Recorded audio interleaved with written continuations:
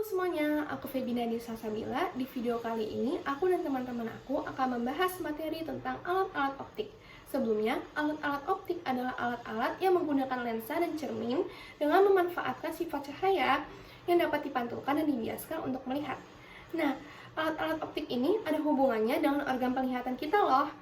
Kali ini aku akan menjelaskan tentang organ penglihatan kita, yaitu organ mata. Organ mata adalah organ sensorik utama yang memberi reaksi pada cahaya dan memberikan informasi visual ke otak. Ada istilah yang dikenal dengan daya akomodasi mata. Daya akomodasi mata adalah kemampuan menebal atau menipisnya lensa mata akibat perbedaan jarak benda yang kita lihat. Hal ini dikarenakan jarak antara lensa dengan retina itu selalu tetap, sedangkan jarak antara lensa dengan objek yang kita lihat itu dapat berbeda-beda. Nah, mata dapat melihat objek dengan jelas apabila objek tersebut berada dalam jangkauan penglihatan kita, yaitu di antara titik dekat mata dan juga titik jauh mata. Titik dekat mata adalah titik terdekat yang dapat dilihat dengan jelas oleh mata kita dalam keadaan berakomodasi maksimum. Sedangkan titik jauh mata adalah titik terjauh yang dapat dilihat dengan jelas oleh mata kita dalam keadaan tidak terakomodasi. Nah, kali ini aku akan menjelaskan bagian-bagian mata dan juga fungsinya. Bagian mata yang pertama adalah lapisan terluar yang tipis yang dikenal dengan kornea, di mana dia berfungsi untuk menembuskan cahaya. Lalu di belakangnya ada cairan yang dikenal dengan aqueous humor, di mana dia berfungsi untuk membiaskan cahaya yang masuk ke mata kita. Nah, ada juga lensa mata, di mana dia berfungsi untuk mengatur pembiasan yang disebabkan oleh aqueous humor yang tadi. Nah, di depan lensa mata itu ada selaput yang dikenal dengan iris, di mana dia berfungsi untuk mengatur banyak sedikitnya cahaya yang masuk melalui pupil. Iris ini juga memberikan warna pada mata kita. Nah, pupil yang tadi aku jelaskan, dia berfungsi dalam mengatur banyak tidaknya cahaya yang masuk ke mata kita. Pemisalannya adalah apabila cahaya yang masuk ke mata kita sangat kuat, maka pupil akan menyempit sehingga cahaya yang masuk menjadi lebih sedikit. Sedangkan kalau misalnya cahaya yang masuk ke mata kita itu redup, maka pupil akan melebar sehingga cahaya yang masuk itu menjadi lebih banyak. Selanjutnya ada retina, di mana retina ini berfungsi sebagai layar perangkap bayangan, di mana dia menangkap bayangan yang selanjutnya akan diolah. Nah, selanjutnya ada bintik kuning dan juga bintik buta. Bintik kuning itu adalah tempat terbentuknya bayangan yang jelas. Tapi kalau misalnya bintik buta itu, apabila bayangan jatuh ke bintik buta, maka kita tidak dapat melihatnya dengan jelas alias buram. Selanjutnya ada saraf optik, di mana saraf ini menghubungkan bintik kuning dengan otak, di mana sinyal bayangan yang dibentuk oleh bintik kuning tersebut tersampaikan ke otak. Bagian mata lainnya adalah otot mata, di mana dia berfungsi dalam mengatur gerakan bola mata. Lalu ada vitreous humor, di mana dia berfungsi dalam menyokong lensa dan juga menjaga bentuk bola mata. Lalu ada koroid, di mana dia berfungsi dalam mengalirkan oksigen dan juga nutrisi ke retina. Dan yang terakhir adalah sklera, yang berfungsi dalam mempertahankan dan juga melindungi bentuk bola mata. Selanjutnya, materi yang akan kita bahas adalah cacat mata yang akan dijelaskan oleh Litani. Halo, saya Litani. Saya akan sedikit menjelaskan tentang jenis-jenis cacat pada mata. Yang pertama, ada miopi atau rabun jauh. Jadi, penderita miopi ini tidak bisa melihat benda yang jaraknya jauh. Hal ini terjadi karena lensa pada mata tidak bisa memipih untuk memperkecil jarak fokusnya. Penderita miopi ini memiliki jarak jauh yang lebih dekat daripada jarak jauh mata normal yang tidak terhingga. Untuk alat bantu penderita miopi ini bisa menggunakan kacamata berlensa cekung negatif. Berikut adalah rumus kekuatan lensa pada kelainan mata miopi, yaitu P sama dengan minus 100 per PR, di mana P merupakan kekuatan lensa dan PR merupakan titik jauh mata dengan satuan cm. Selanjutnya ada rabun dekat atau hypermetropi. Nah, kalau rabun dekat ini jadi matanya itu nggak bisa ngelihat benda-benda yang jaraknya dekat. Hal ini karena fokus lensanya memiliki jarak yang terlalu panjang. Kebalikan dari rabun jauh, penderita hypermetropi ini memiliki titik dekat yang lebih jauh daripada titik dekatnya mata normal, yaitu kurang lebih 25 cm.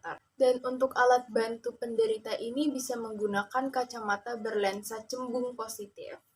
Lalu untuk rumus kekuatan lensa pada kelainan mata keadaan hipermetropi adalah P sama dengan 100 per SN dikurangi 100 per PP.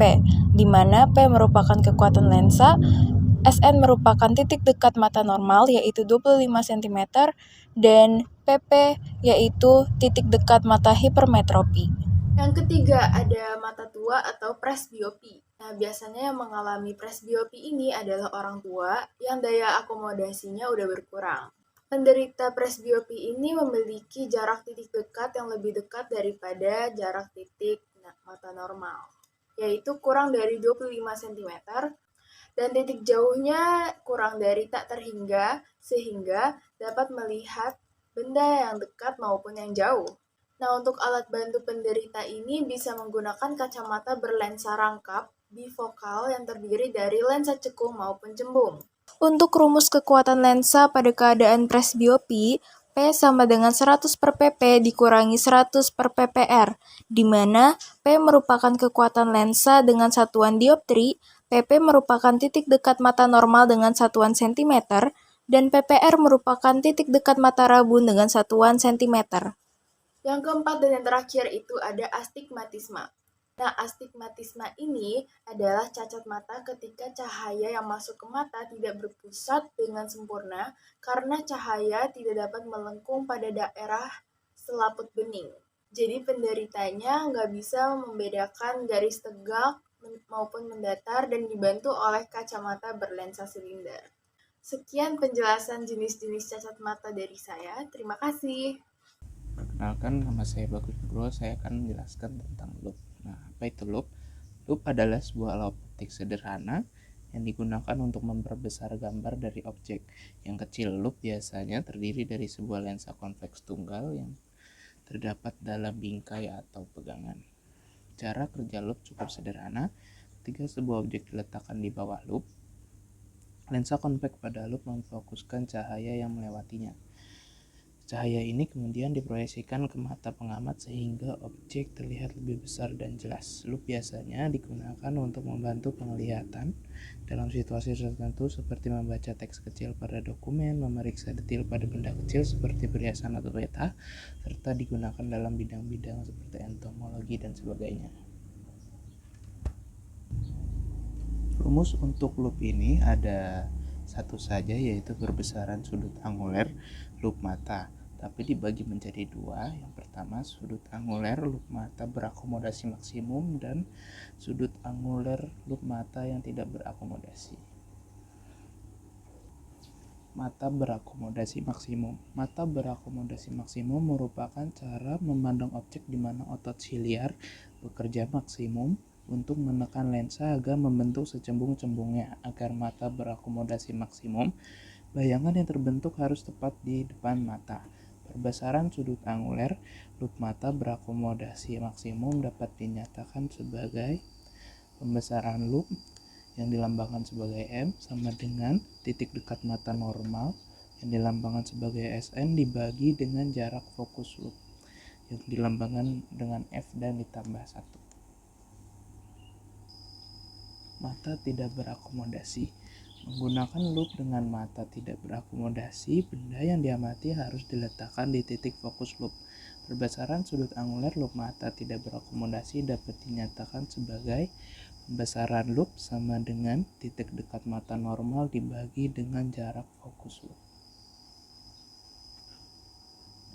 Sekian penjelasan loop dari saya. Terima kasih.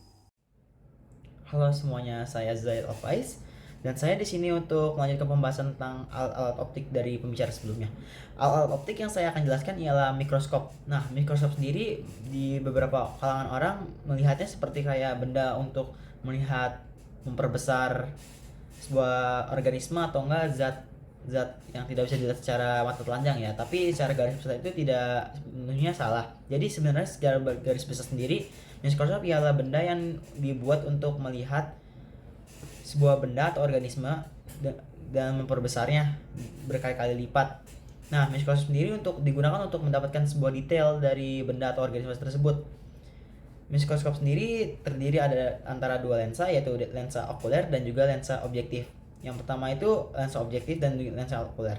Sebelum ini saya akan melanjutkannya ke bagian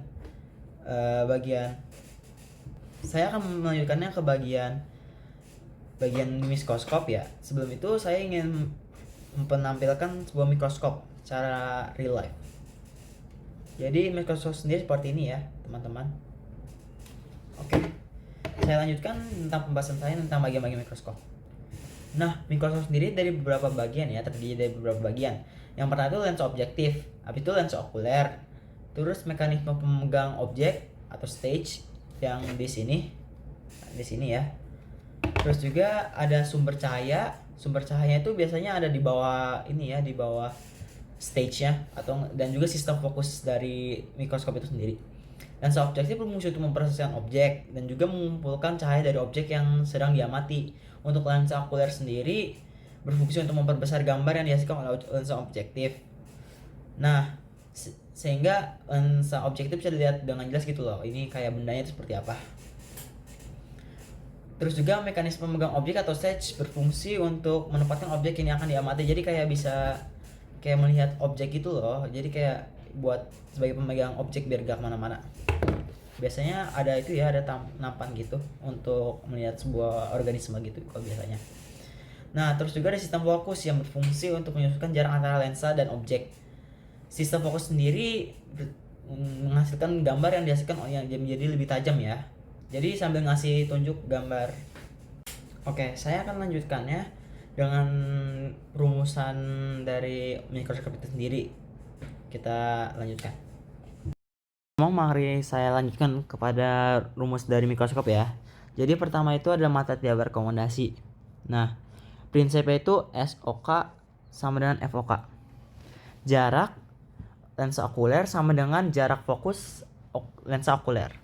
Nah, ini kan SOK ya. Ini tuh sama dengan FOK-nya kan. Nah, saya juga akan menjelaskan mekanismenya ya.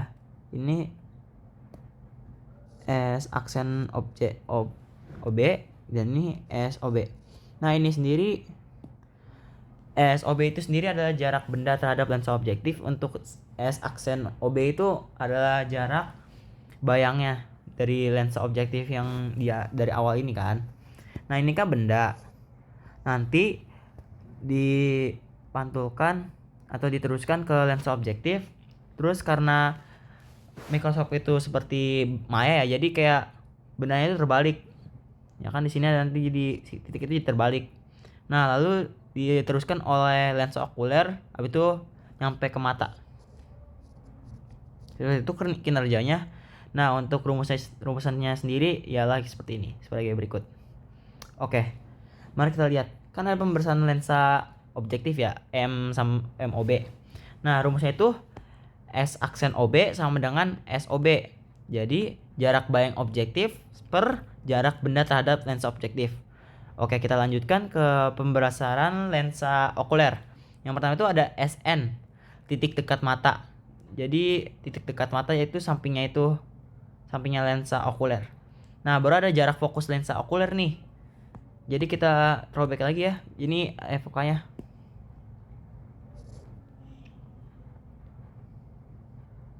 Nah, kita lanjutkan lagi ke pembesaran totalnya atau pembesaran mikroskopnya secara garis besar itu MOB dikali MOK, atau tidak bisa diturunkan rumusannya seperti ini.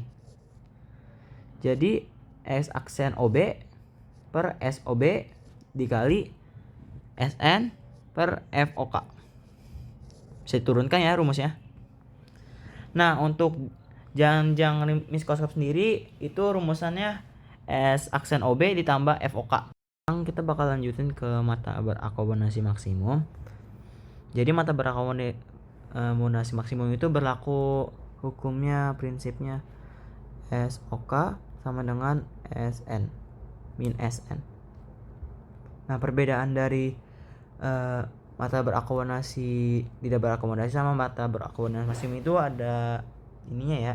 Jadi lensa mata kalau di berakomodasi maksimum itu lebih cembung dikarenakan bayangan dapat jatuh tepat di retinanya. Sedangkan untuk yang tidak berakomodasi lebih pipih. Seperti itu. Selain itu juga berakomodasi maksimum itu bendanya itu harus diletakkan di antara lensa dan titik fokus kan, ya kan? lensa dan titik fokus. Sedangkan untuk tidak berakomodasi diletakkan di titik fokusnya aja. Oke, kembali lagi ke pembahasan kita. Mari kita ke rumusnya. Jadi perbedaan dari tidak berakomodasi sama berakomodasi itu ada di pembesaran lensa okulernya ya. Jadi SN itu cuma tambah 1 doang. Begitu. Jadi kita bisa turunin rumus ini ke menjadi S aksen OB SOB dikali SN SOK tambah 1. Oke. Jadi gini. Nah, sekian dari saya, akan diteruskan untuk dengan penerapan soal-soalnya. Perkenalkan, nama saya Christian Daniswara. Sekarang saya akan memberikan beberapa contoh dari materi optik. Oke, untuk soal yang pertama ini tentang cacat mata. Pertama kita cari dulu diketahuinya. Ini cuma diketahui titik dekat seseorang. 2 meter itu berarti kalau cacat mata PP dengan 2 meter. Nah, ini satuannya kita ubah ke sentimeter. Jadi 200 cm. Nah, ini ditanyakan kuat kacamatanya ya. Itu berarti P sama dengan,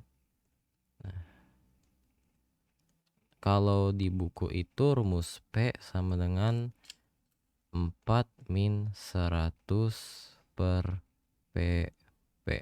Nah, 4 dari mana? Itu dari rumusnya, rumus turunan ini. Jadi kalau rumus yang sebenarnya itu dari 100 per S, salah, ditambah 100 per S aksen.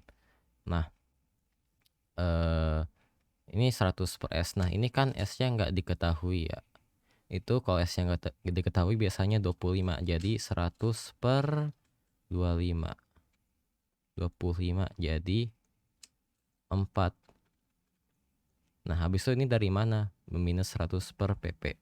Itu dari ini juga, S aksen. S aksen itu ini karena X aksen sama dengan minus PP. Jadi 4 minus 100 per PP. Jadi gitu. Nah, oke, karena bentuknya udah kayak ini, kita masukin aja langsung 4 minus 100 per 200. Ini kita coret aja jadi setengah. Setengah itu 0,5 sama 4 dikurangi 0,5. 0,5 jadinya 3,5 dioptri. Oke, ini jawabannya. Oke, soal berikutnya. Sebuah lensa cembung memiliki jari-jari lengkung 20 cm. Berarti ini R dan memiliki fokus 15 cm. 15 cm itu F. Jika sebuah objek diletakkan pada jarak 5 cm, 5 cm, itu berarti itu S. Jarak. Tentukanlah jarak gambar yang terbentuk. Berarti ini kita ditanyakan S aksen. Kita tulis dulu diketahuinya. R sama dengan 20 cm. F sama dengan 15 cm. S sama dengan 5 cm. Oke. Ditanyakan S aksen. Nah, gimana nih kita cari S aksen? Kita pakai rumus ini.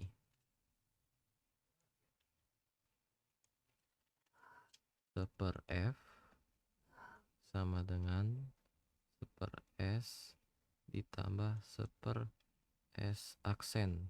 Kita pindah ruaskan aja. Jadi seper S aksen sama dengan 1 F. 1 S-nya dipindahkan jadi minus 1 S. Kita masukin aja nih angka-angkanya.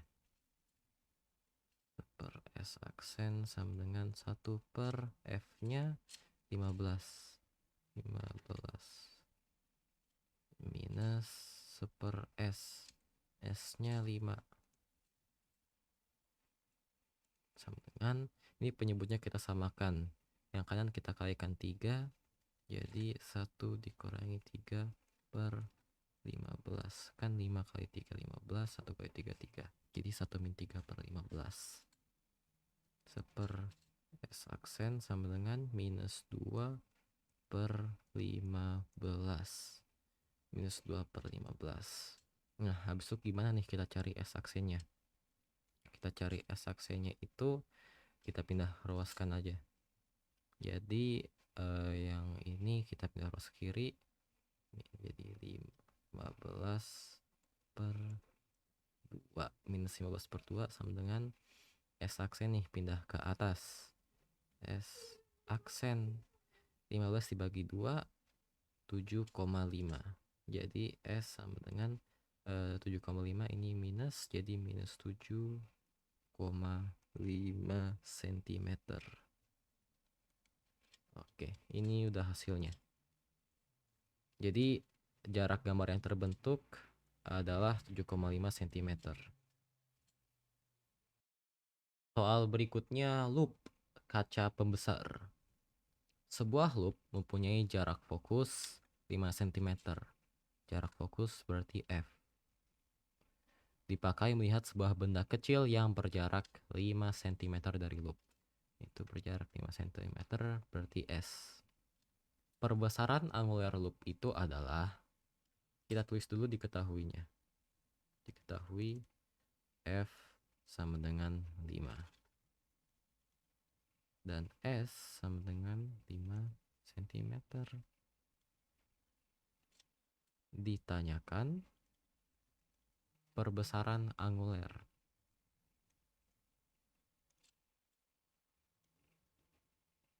Untuk rumus perbesaran angular itu adalah Sn per F.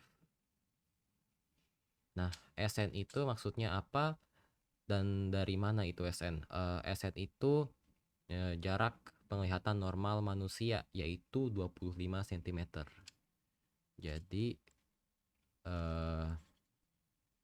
M sama dengan Sn per F sama dengan 25 cm tadi dibagi F-nya 5. Jadi M sama dengan 5. Nah, berarti perbesaran angular loop itu adalah 5 kali.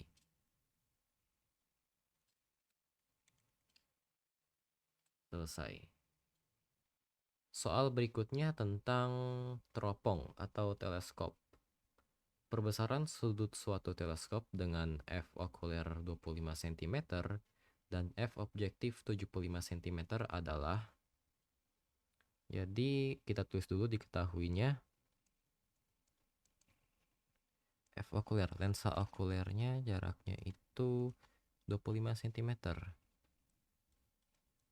Sama dengan 25 cm. Untuk jarak fokus lensa objektifnya 75 cm.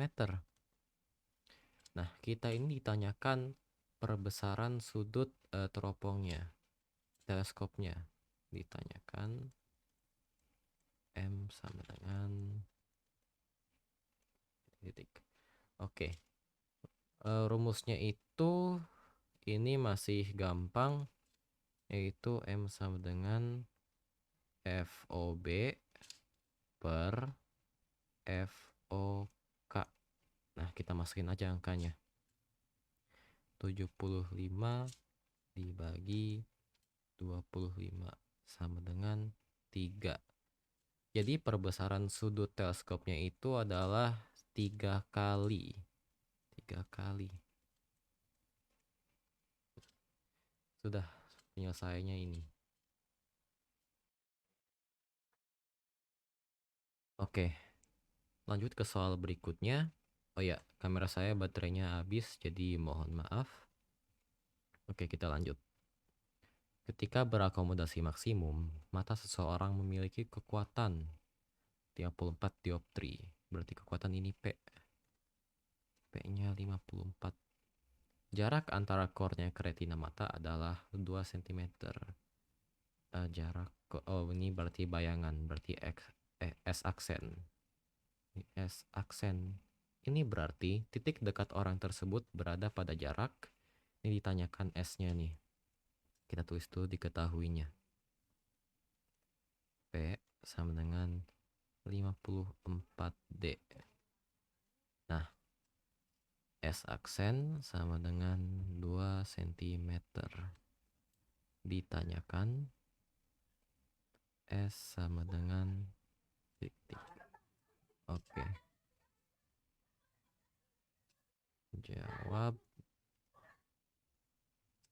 Kita bisa pakai rumus 1/F sama dengan 1/S tambah 1/S aksen. Oke. Kita sini deh. Nah, dari mana nih F-nya? F itu bisa kita dapat dari ini P-nya. F sama dengan 100/P, berarti F sama dengan 100/54. Oke, kita masukin 1/100/54 sama dengan 1/S. 1/S ditambah 1/S aksen 2 cm, 1/2,5.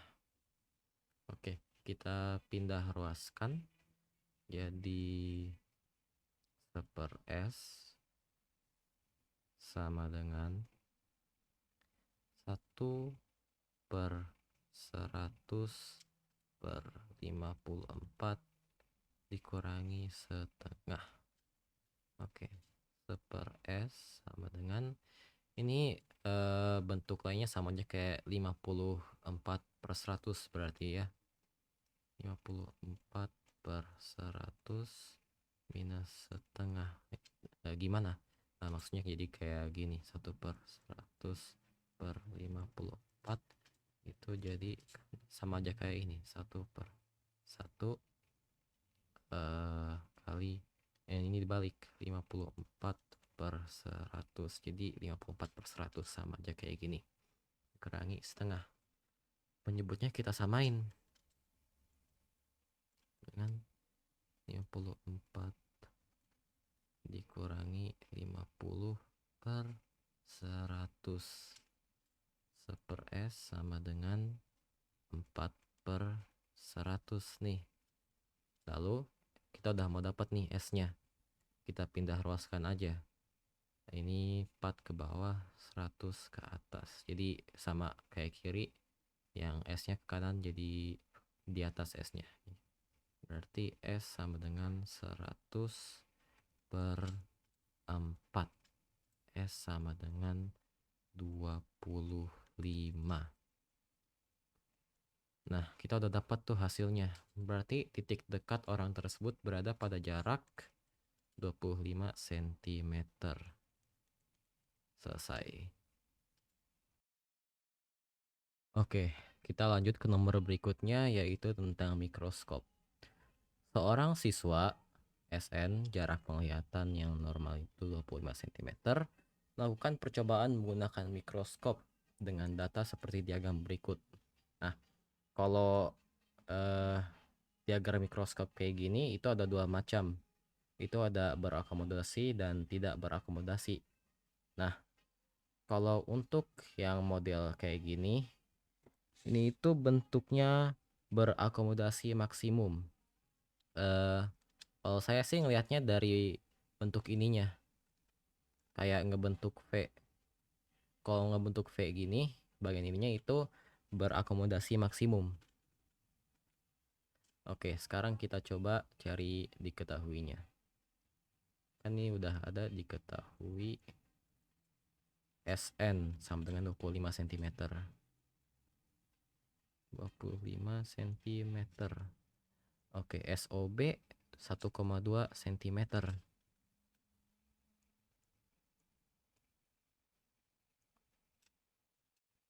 Lalu FOB 1 cm.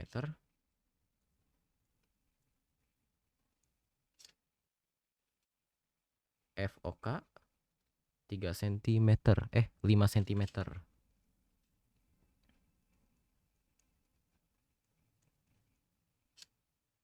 Dan ini D, jarak antara FOB dan FOK 10 cm. 10 cm. Nah, ini ditanyakan apa nih? Perbesaran mikroskop.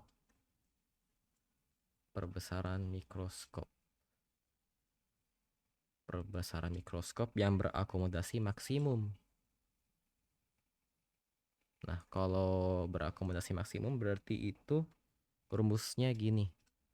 M sama dengan S aksen OB per S OB objektif dikalikan SN per FOK plus 1.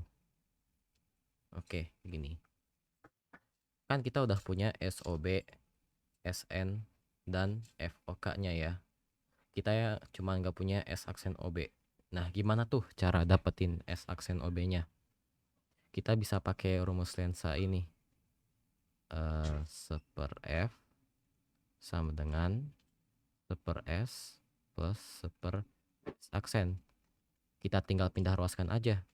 1/S aksen OB ya, karena kita akan mencari S aksen OB sama dengan 1/F OB sama ini 1/S-nya dipindahin ke sini.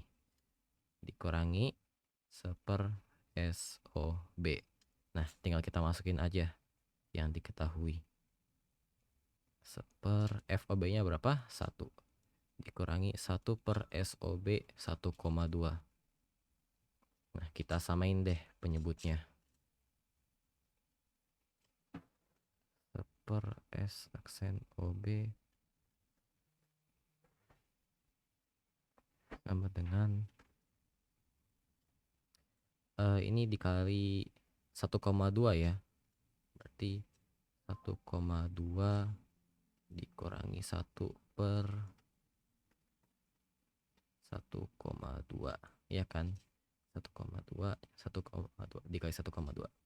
Oke, 1/S aksen OB sama dengan 1,2 dikurangi 1, 0,2.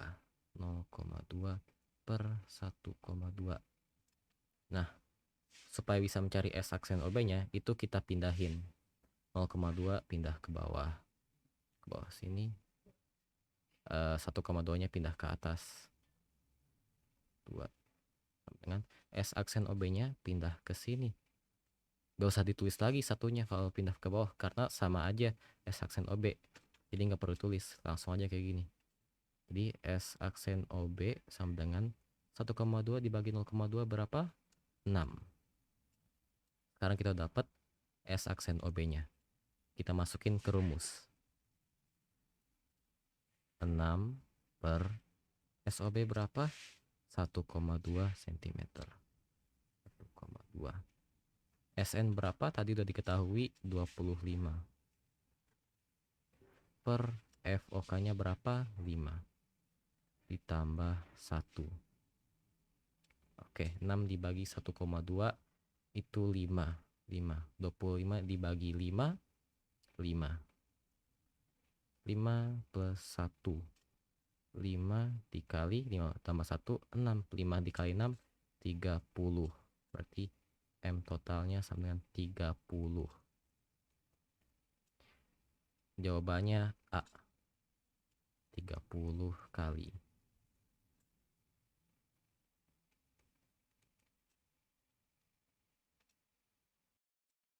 Oke, sekarang ke bentuk soal mikroskop yang tidak berakomodasi. Kalau yang ini sih cara bedainnya saya lihat dari sini. Kalau yang berakomodasi maksimum kan bentuknya kayak V. Ini yang tanpa berakomodasi itu kayak sejajar gitu. Ini dan ininya. Oke. Kita cari tahu diketahuinya. Perhatikan gambar berikut. Diketahui. Ini kita ada SOB 2 cm. Ini SOB, ini FOB 1,8 cm, dan ini FOK 6 cm. Di soalnya perbesaran total mikroskop jika jarak baca normal SN sama dengan 30 cm adalah, berarti SN sama dengan 30 cm, SOB sama dengan 2 cm, FOB dengan 1,8 cm, dan FOK sama dengan 6 cm. Ditanyakan M perbesaran total mikroskop yang tanpa berakomodasi. Kalau yang tanpa berakomodasi itu rumusnya nggak pakai plus 1, jadi langsung gini, M sama dengan S aksen OB per SOB dikali SN per FOK. Gini aja. Nah, sama kayak tadi, kita nggak punya S aksen OB-nya. Kita cuma punya SOB, SN, dan FOK. Oke, kita cari dulu S aksen OB-nya. Seper S aksen OB sama dengan seper FOB min seper SOB. Masukin angkanya. FOB berapa? 1,8. 1 per 1,8 dikurangi 1 per SOB 2. 1 per SOB dengan, ini kita samakan penyebutnya, dikalikan dengan, bisa dengan 0,9. 0,9 dikali 1, 0,9, 0,9 dikali 2, 1,8. Berarti 1 kurang 0,9 per 1,8 per S aksen B dengan 0,1 per 1,8. Nah, sekarang gimana kita cari S aksen OB-nya? Kita pindah ruaskan saja. 0,1 jadi ke bawah di ruas kiri, 1,8 jadi ke atas di ruas kiri. Sama, yang satu di ruas di ini pembilangnya, satu ini pindah ke bawah. Itu per S aksen OB. Tapi gak usah ditulis lagi karena sama aja, langsung tulis saja S aksen OB. Jadi S aksen OB sama dengan 1,8 per 0,1 itu 18. Ya, kita udah dapat S aksen OB-nya. Kita masukin ke rumus. S aksen OB tadi berapa? 18. SOB berapa? 2. Dikali SN 30 per FOK-nya berapa? 6. 18 dibagi 2, 9. 30 bagi 6, 5. 9 dikali 5, 45. Selesai. Berarti 45 satuannya sentimeter. Ini untuk yang mikroskop tanpa berakomodasi. Oke, untuk soal terakhir kita ini aja, soal teori. Orang dengan cacat mata miopi atau rabun jauh harus menggunakan kacamata dengan lensa cekung. Kacamata lensa cekung yaitu min. Nah, kalau pakai kacamata ini, objek yang jauh itu jadi bisa kelihatan lebih jelas dan tajam. Tapi Kalau lensa cekung itu juga bisa dapat membuat objek yang dekat terlihat agak kabur sih. Sekian apa yang dapat saya dan kelompok saya sampaikan. Mohon maaf atas kekurangannya. Kiranya yang telah disampaikan bisa berguna. Terima kasih atas perhatiannya.